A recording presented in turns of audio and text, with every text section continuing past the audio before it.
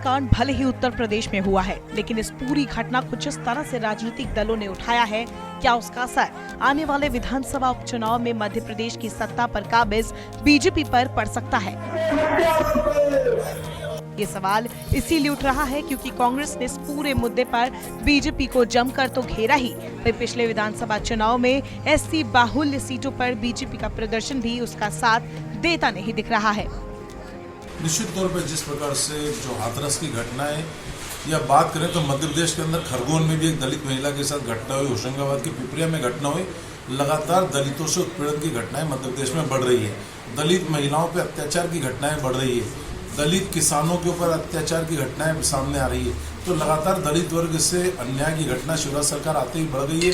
हाथरस की घटना हो या मध्य प्रदेश की घटना हो, सारे मामले को हमने प्रमुखता से उठाए। तो निश्चित तौर पर दलित वर्ग भी इस बात को समझ चुका है कि भाजपा की सरकार उसकी हितैषी नहीं है।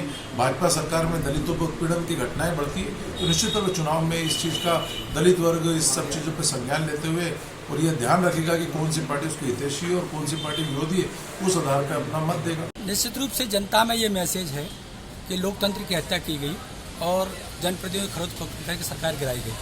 कुछ इसका भी असर है।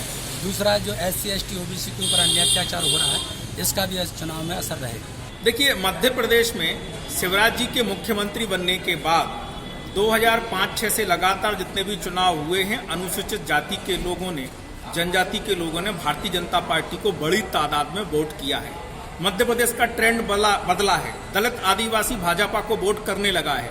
ग्वालियर चंबल संभाग की सीटों पर 2018 के आम चुनाव में महाराज ज्योतिरादित्य सिंधिया जी के कारण कि ये मुख्यमंत्री बन सकते हैं कांग्रेस पार्टी में, इसलिए वोट डला और वहां कांग्रेस विजयी हुई। उनके साथ धोखा हुआ, उनके साथ ठगी हुई। 2019 में लोकसभा चुनाव हुआ और सारी की सारी सीटें भारतीय जनता पार्टी ने जीती, चाहे वो रिजर्व सीटें हो या स्वयं ज्योतिरादित्य सिंधिया जी जब गुना शिवपुरी से लड़े थे तो वो सीट भी भारतीय जनता पार्टी ने जीती, जो अवैध किला कांग्रेस का कहा जाती थी। अब 2020 में उपचुनाव हैं, सिंधिया जी कांग्रेस में नहीं है, उनका धोखे का बदला, उनकी ठगी का बदला भी जनता तो अपने महाराज का बदला लेने वाली है और कांग्रेस को ठेंगा दिखाने वाली है, भाजपा को वोट करने वाली है, चाहे वो दलित वर्ग का वोटर हो या आदिवासी वर्ग का वोटर हो या OBC या सामान्य वर्ग का वोटर हो।